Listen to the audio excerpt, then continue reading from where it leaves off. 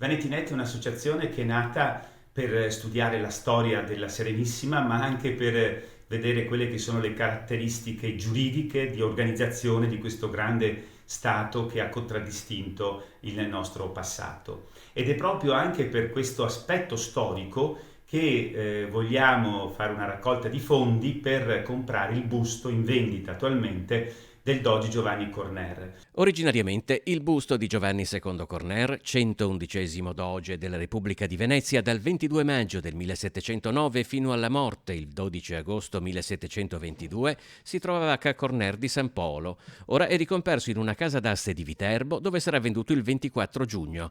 L'associazione VanityNet ha subito promosso una raccolta fondi per riportarlo a Venezia.